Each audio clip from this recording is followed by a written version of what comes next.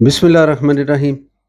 T20 world cup ਦੀ update ਦੇ ਨਾਲ ਅਸੀਂ ਹਾਜ਼ਰ ਹਾਂ ਤੇ ਹਾਸ਼ਮੀ ਸਾਹਿਬ ਕੋਲੋਂ ਅੱਜ ਵੀ ਪਤਾ ਕਰਾਂਗੇ ਕਿ ਕੀ ਬਣਿਆ ਇਸ ਟੂਰਨਾਮੈਂਟ ਦੇ ਵਿੱਚ ਹੁਣ ਤੱਕ। ਤੇ ਸਭ ਨਾਲੋਂ ਦਿਲਚਸਪ ਜਿਹੜੀ ਗੱਲ ਹੈ, ਜਿਹੜੀ ਫੌਰੀ ਤੌਰ ਤੇ ਜਿਹਦੇ ਤੇ ਗੱਲ ਹੋਣ ਵਾਲੀ, ਉਹ ਇਹ ਵੇ ਕਿ ਕੱਲ ਬੰਗਲਾਦੇਸ਼ ਤੇ ਅਫਗਾਨਿਸਤਾਨ ਦਾ ਜਿਹੜਾ ਮੈਚ ਸੀ, ਸਾਨੂੰ ਵੀ ਉਹਦੇ ਤੇ ਬੜੀਆਂ ਉਮੀਦਾਂ ਸੀ, ਸਾਡੀਆਂ ਜ਼ਾਤੀ ਹਮਦਰਦੀਆਂ ਵੀ ਹੈਗੀਆਂ ਸਨ ਕੁਝ ਟੀਮਾਂ ਦੇ ਨਾਲ। ਤੇ ਇਹ ਮੈਚ ਦੇ ਵਿੱਚ ਕੀ ਬਣਿਆ ਤੇ ਫਿਰ ਆਸਟ੍ਰੇਲੀਆ ਦੇ ਨਾਲ ਇਹ ਕੀ ਹੋਇਆ, ਤੇ ਇਹਦੇ ਬਾਰੇ ਹਾਸ਼ਮੀ ਸਾਹਿਬ ਕੋਲ ਪੁੱਛਣੇ ਆ, ਉਹੀ ਬਿਹਤਰ ਦੱਸ ਸਕਣਗੇ।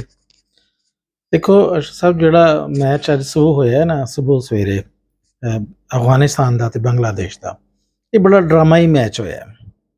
ਹੋਣਾ ਇਹ ਸੀ ਕਿ ਅਫਗਾਨਿਸਤਾਨ 1 ਵੇ ਜਿੱਤਦਾ ਔਰ ਜਿੱਤ ਕੇ ਜ਼ਾਹਿਰ ਹੈ ਉਹਨੇ ਸੈਮੀਫਾਈਨਲ 'ਚ ਪਹੁੰਚਣਾ ਸੀ, ਪਹੁੰਚ ਜਾਂਦਾ, ਲੇਕਿਨ ਬੰਗਲਾਦੇਸ਼ ਨੇ ਇੰਨੀ ਜ਼ਬਰਦਸਤ ਰੈਜ਼ਿਸਟੈਂਸ ਦਿੱਤੀ ਔਰ ਅਫਗਾਨੀ ਜਿਹੜੇ ਨੇ ਬਿਲਕੁਲ ਬੈਕਫੁੱਟ ਹੋ ਗਏ। ਠੀਕ ਹੈ। ਅੱਛਾ, ਹੁਣ ਅਫਗਾਨੀਆਂ ਨੇ ਕੀ ਕੀਤਾ ਕਿ ਮਤਲਬ ਪਹਿਲੇ ਖੇਲਦੇ ਹੋਏ 105 ਰਨਸ ਬਣਾਏ ਤੇ ਉਹਨੂੰ ਚੇਜ਼ ਕਰਨਾ ਬੰਗਲਾਦੇਸ਼ ਨੇ ਸੀ, ਔਰ ਆਸਾਨ ਹਦਫ ਸੀ, ਕੋਈ ਏਡਾ ਮੁਸ਼ਕਿਲ ਵੀ ਨਹੀਂ ਸੀ। ਪਰ ਅਗਰ ਉਹ ਜਾਣਾ ਚਾਹੁੰਦੇ ਸੈਮੀਫਾਈਨਲ 'ਚ ਬੰਗਲਾਦੇਸ਼ ਵਾਲੇ, ਤੇ ਉਹ 11 ਓਵਰ 'ਚ ਰਨਸ ਕਰ ਲੈਂਦੇ, ਲੇਕਿਨ ਉਹਨਾਂ ਕੋਲ ਨਾ ਹੋ ਸਕੇ। ਅੱਛਾ, ਉਹ ਖੈਰ ਉਸ ਮੈਚ ਨੂੰ ਲੈ ਕੇ ਚੱਲਦੇ ਰਹੇ। ਇਸ ਮੈਚ ਦੇ ਵਿੱਚ ਇਸ ਵੇਲੇ ਮੈਂ ਵੇਖ ਰਿਹਾ ਕਿ ਹਰ ਤਰਫ ਜਿਹੜਾ ਨਾ ਅਫਗਾਨਿਸਤਾਨ ਦੀ ਤਾਰੀਫਾਂ ਹੋ ਰਹੀਆਂ ਨੇ ਕਿ ਉਹ ਬੜਾ ਅੱਛਾ ਖੇਲੇ, ਉਹਨਾਂ ਨੇ ਵੱਡੀ ਟੀਮ ਨੂੰ ਹਰਾਤਾ, ਉਹਨਾਂ ਨੇ ਇਹ ਕਰਤਾ ਉਹ ਕਰਤਾ। ਪਰ ਮੈਂ ਇਹਦੇ ਤੇ ਜ਼ਰਾ ਆਪਣੀ ਮੁਖਤਲਿਫ ਰਾਏ ਰੱਖਣਾ ਹੈ। ਮੈਂ ਸਮਝਣਾ ਕਿ ਅੱਜ ਦਾ ਜਿਹੜਾ ਮੈਚ ਹੈ ਨਾ, ਅਫਗਾਨਿਸਤਾਨ ਜਿਹੜਾ ਜਿੱਤਿਆ ਉਹ ਕੁਦਰਤ ਦੇ ਨਿਜ਼ਾਮ ਦੀ ਵਜ੍ਹਾ ਤੋਂ ਜਿੱਤਿਆ, ਅਦਰਵਾਈਜ਼ ਉਹਦੀਆਂ ਸਲਾਹਿਤਾਂ ਉੱਥੇ ਨਹੀਂ ਉਹ ਜਿਹੜਾ ਨਿਜ਼ਾਮ ਪਹਿਲੇ ਪਾਕਿਸਤਾਨ ਨੂੰ ਅਗਲੇ ਰਾਊਂਡ 'ਚ ਪਹੁੰਚਾਉਂਦਾ ਹੁੰਦਾ ਸੀ, ਉਹ ਨਿਜ਼ਾਮ ਐਤਕੀ ਅਫਗਾਨਿਸਤਾਨ ਦੇ। ਦੇਖੋ ਨਾ, ਅਫਗਾਨਿਸਤਾਨ ਦੇ ਇਸ ਮੈਚ ਦੇ ਵਿੱਚ 4 ਦਫਾ ਬਾਰਿਸ਼ ਹੋਈ। ਠੀਕ ਹੈ। ਔਰ ਇੱਕ ਮੌਕਾ ਐਸਾ ਸੀ, ਬੜੀ ਅਹਿਮ ਗੱਲ ਹੈ ਕਿ ਬੰਗਲਾਦੇਸ਼ ਦੀ ਟੀਮ ਨੇ 80 ਰਨਸ ਬਣਾਏ ਸੀ। ਠੀਕ ਹੈ। ਔਰ ਉਹਨੇ 2 ਰਨਸ ਬਣਾਉਣੇ ਸੀ ਹੋਰ, ਔਰ ਉਸ ਤੋਂ ਬਾਅਦ ਬਾਰਿਸ਼ ਆ ਜਾਂਦੀ ਨਾ ਤੇ ਉਹ ਮੈਚ ਜਿੱਤ ਗਏ ਸੀ। ਅੱਛਾ, ਹੋਇਆ ਵੀ ਇੰਜ ਕਿ ਸਿਰਫ 2 ਰਨ ਬਣਾਉਣੇ ਸੀ, 2 ਰਨ ਬਣਾਉਣੇ ਸੀ ਤੇ ਉਹਨਾਂ ਨੇ ਜਿੱਤ ਜਾਣਾ ਸੀ।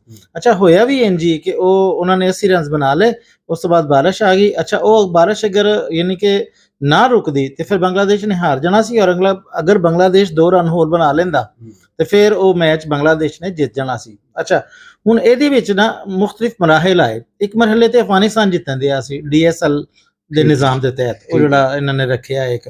ਅੱਛਾ, ਉਹਦੇ ਵਿੱਚ ਜਿਹੜੀ ਹੁਣ ਤੁਸੀਂ ਦੇਖੋ ਬਦਿਆਨਤੀ ਕੀ ਹੋਈ ਔਰ ਅਫਗਾਨ ਖਿਡਾਰੀ ਦੀ ਘਟੀਆ ਹਰਕਤ ਕੀ ਹੋਈ, ਉਹ ਇਹ ਵੇ ਕਿ ਇਹਨਾਂ ਦਾ ਜਿਹੜਾ ਹੈ ਨਾ ਕੋਚ, ਉਹ ਇਹ ਜੋਥਨ ਟਰਾਊਟ, ਇੰਗਲੈਂਡ ਦਾ ਓਪਨਰ ਸੀ, ਉਹਨੇ ਇਸ ਟੀਮ ਨੂੰ ਬਣਾਇਆ। ਬਲਕਿ ਮੈਂ ਕਹਾਂਗਾ ਕਿ ਉਹਨੇ ਜਿਹੜੇ ਮੁੰਡੇ ਇਕੱਠੇ ਕਰਕੇ ਨਾ ਇੱਕ ਟੀਮ ਬਣਾਤੀ, ਮੁੰਡਿਆਂ ਦੇ ਗਰੋਹ ਨੂੰ ਟੀਮ ਦੀ ਸ਼ਕਲ ਦੇ ਦਿੱਤੀ।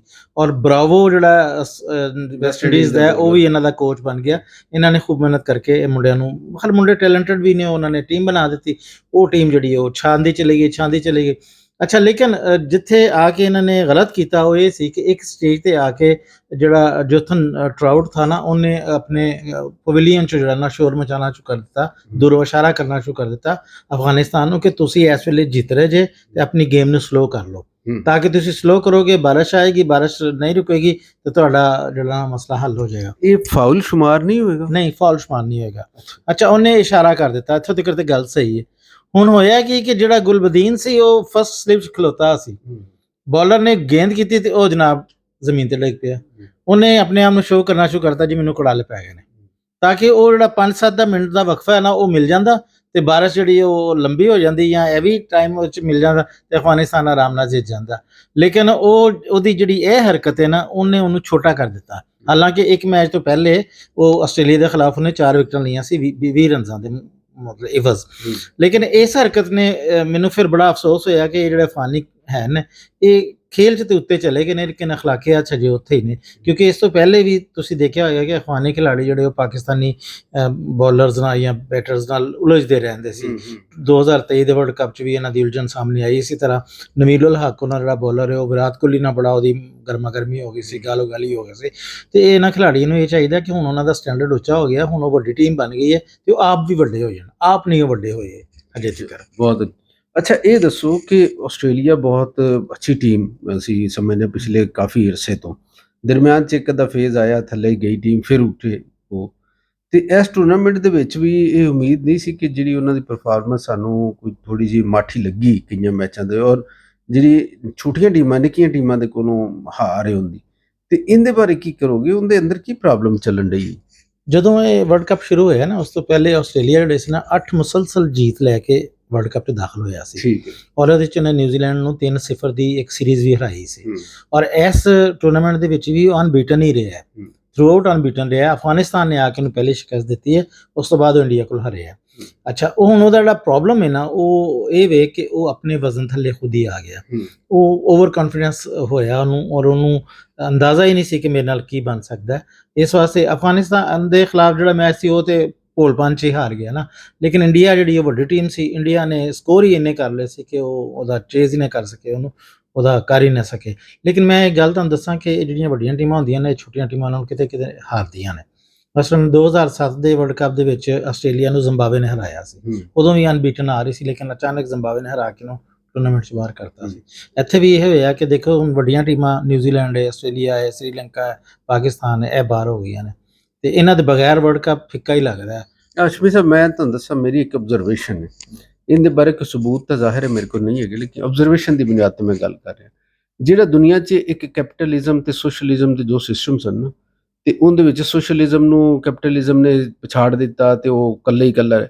ਮੇਰਾ ਇਹ ਨਜ਼ਰੀਆ ਵੇ ਕਿ ਕੁਝ ਗੇਮਾਂ ਨੇ ਜਿਹੜੀਆਂ ਕੈਪੀਟਲਿਜ਼ਮ ਨੇ ਫਰੋਗ ਦਿੱਤਾ, ਉਹਦੇ ਵਿੱਚੋਂ ਇੱਕ ਕ੍ਰਿਕਟ, ਗੋਲਫ, ਫੁੱਟਬਾਲ ਹੈ ਔਰ ਰੈਸਲਿੰਗ, ਰਗਬੀ। ਇਹ ਉਹ ਖੇਡਾਂ ਨੇ ਜਿਨ੍ਹਾਂ ਵਿੱਚ ਖਿਡਾਰੀਆਂ ਨੂੰ ਬਹੁਤ ਪੈਸਾ ਮਿਲਦਾ ਹੈ ਤੇ ਉਹਨਾਂ ਤੋਂ ਕਮਾਈ ਵੀ ਬੜੀ ਹੁੰਦੀ। ਇਹ ਪੂਰਾ ਕੈਪੀਟਲਿਜ਼ਮ ਦਾ ਸਿਸਟਮ ਹੈ। ਤੇ ਜਿਹੜੇ ਸੋਸ਼ਲਿਸਟ ਮੁਲਕ ਸਨ, ਉਹਨਾਂ ਨੇ ਆਪਣੀ ਦੇਸੀ ਖੇਡਾਂ ਨੂੰ ਫਰੋਗ ਦਿੱਤਾ, ਲੇਕਿਨ ਉਹਦੇ 'ਚੋਂ ਇੰਨਾ ਪੈਸਾ ਨਹੀਂ ਹੈਗਾ। ਤੇ ਇਹ ਦੱਸੋ ਕਿ ਉਹ ਹੁਣ ਜਦੋਂ ਅਮਰੀਕਾ ਵਿੱਚ ਕੂਦ ਪਿਆ ਇਹਦੇ ਵਿੱਚ, ਤੇ ਇਹ ਤੇਜ਼ ਹੋ ਜਾਏਗਾ ਕੰਮ। ਆਲਰੇਡੀ ਜਿਹੜਾ ਇੰਡੀਆ ਹੈ ਉਹਨੇ ਬੜੀ ਸਰਮਾਇਆਕਾਰੀ ਉਹਦੇ 'ਚ ਕੀਤੀ, ਤੇ ਫਿਰ ਇਹ ਕੋਈ ਨਵੀਂ ਸਫਬੰਦੀ ਤਾਂ ਨਹੀਂ ਹੋਣ ਡਈ ਟੀਮਾਂ ਦੀ? ਨਹੀਂ, ਇਹ ਗੱਲ ਸਹੀ ਹੈ ਕਿ ਪਿਛਲੇ ਇੱਕ ਦਹਾਈ ਤੋਂ ਨਾ ਆਈਸੀਸੀ ਜਿਹੜੀ ਹੈ ਉਹ ਆਪਣੇ ਗੇਮਸ ਨੂੰ ਜਿਹੜਾ ਆਰਗੇਨਾਈਜੇਸ਼ਨ ਕਰਦਾ ਹੈ ਨਾ, ਆਰਗੇਨਾਈਜ਼ ਕਰਦਾ ਹੈ, ਉਹਦੇ ਬੁਨਿਆਦ ਪੈਸਾ ਹੀ ਹੁੰਦਾ ਹੈ ਔਰ ਉਸ ਪੈਸੇ ਦਾ ਜਿਹੜਾ ਸਭ ਤੋਂ ਜ਼ਿਆਦਾ ਹਿੱਸਾ ਇੰਡੀਆ ਨੂੰ ਦਿੰਦੇ ਨੇ, ਬਾਕੀ ਮੁਲਕਾਂ ਨੂੰ ਥੋੜ੍ਹਾ ਥੋੜ੍ਹਾ ਹਿੱਸਾ ਦਿੰਦੇ ਨੇ। 40% ਟੋਟਲ ਆਮਦਨੀ ਇੰਡੀਆ ਨੂੰ ਜਾਂਦੀ ਹੈ, 9% ਸਾਨੂੰ ਦਿੰਦੇ ਨੇ, 12% ਜਿਹੜੇ ਉਹ ਇੰਗਲੈਂਡ ਨੂੰ ਦਿੰਦੇ ਨੇ। ਇਸ ਤਰ੍ਹਾਂ ਉਹ ਵੰਡ ਪਾਉਂਦੇ ਨੇ। ਇਹ ਗੱਲ ਤੁਹਾਡੀ ਸਹੀ ਹੈ ਕਿ ਪੈਸੇ ਦੀ ਗੇਮ ਹੈ ਔਰ ਪੈਸੇ ਵਾਸਤੇ ਹੀ ਗੇਮ ਹੈ। ਜਿੱਥੋਂ ਤੱਕ ਅਮਰੀਕਾ ਦੇ ਆਉਣ ਦਾ ਤਾਲੁਕ ਹੈ ਨਾ, ਉਹ ਅਮਰੀਕਾ ਹਜੇ ਛੋਟੀ ਟੀਮ ਹੈ, ਐਡੀ ਵੱਡੀ ਟੀਮ ਨਹੀਂ ਹੈਗੀ। ਇੱਕ ਵਰਲਡ ਕੱਪ ਦੇ ਵਿੱਚ ਆ ਕੇ ਉਹਨੇ 2 ਮੈਚ ਜਿੱਤ ਲਏ ਤੇ ਇਹਦਾ ਮਤਲਬ ਇਹ ਨਹੀਂ ਹੈ, ਲੇਕਿਨ ਤੁਸੀਂ ਇਹ ਦੇਖੋ ਕਿ ਇੰਗਲੈਂਡ ਨੇ ਉਹਨੂੰ ਕਿਵੇਂ ਵਿਛਾੜ ਕੇ ਰੱਖਿਆ ਸੀ। ਇਸ ਵਾਸਤੇ ਛੋਟੀਆਂ ਟੀਮਾਂ ਛੋਟੀਆਂ ਹੀ ਰਹਿੰਦੀਆਂ। ਅੱਛਾ ਹਾਸ਼ਮੀ ਸਾਹਿਬ, ਹੁਣ ਦੱਸੋ ਕਿ ਇਹ ਜਿਹੜੇ ਸੈਮੀਫਾਈਨਲ ਸਾਨੂੰ ਤੈਅ ਹੁੰਦੇ ਨਜ਼ਰ ਆ ਰਹੇ ਨੇ, ਇਹਦੇ ਬਾਰੇ ਆਖਰੀ ਕਮੈਂਟ ਕਰੋ ਕਿ ਕਿਸ ਤਰ੍ਹਾਂ ਤੁਹਾਨੂੰ ਨਜ਼ਰ ਆ ਰਿਹਾ? ਇਹ ਸੈਮੀਫਾਈਨਲ ਤੇ ਸਿੱਧਾ ਹੋ ਗਿਆ ਨਾ ਕਿ ਹੁਣ ਇੰਗਲੈਂਡ ਜਿਹੜਾ ਉਹ ਇੰਡੀਆ ਨਾਲ ਖੇਲੇਗਾ ਔਰ ਜਨੂਬੀ ਅਫਰੀਕਾ ਅਫਗਾਨਿਸਤਾਨ ਨਾਲ ਖੇਲੇਗਾ ਔਰ ਇੰਡੀਆ ਨੂੰ ਉਹਦੇ ਦਿਮਾਗ 'ਚ ਜਾਂ ਉਹਦੇ ਬੈਕ ਮਾਈਂਡ 'ਚ ਚੀਜ਼ ਬੈਠੀ ਹੈ ਕਿ 2022 'ਚ ਵੀ ਇੰਜ ਹੀ ਹੋਇਆ ਸੀ ਕਿ ਸੈਮੀਫਾਈਨਲ ਦੇ ਵਿੱਚ ਇੰਡੀਆ ਤੇ ਇੰਗਲੈਂਡ ਮੱਦੇ ਮੁਕਾਬਲ ਸੀ। ਇੰਗਲੈਂਡ ਨੇ ਇੰਡੀਆ ਨੂੰ ਹਰਾਤਾ ਸੀ ਔਰ ਫਾਈਨਲ 'ਚ ਆ ਗਏ ਸੀ, ਪਾਕਿਸਤਾਨ ਵੀ ਫਾਈਨਲ 'ਚ ਸੀ। ਤੇ ਇਹ ਇੱਕ ਛੋਟਾ ਜਿਹਾ ਹੈ ਵਿੱਚ ਮਾਮਲਾ।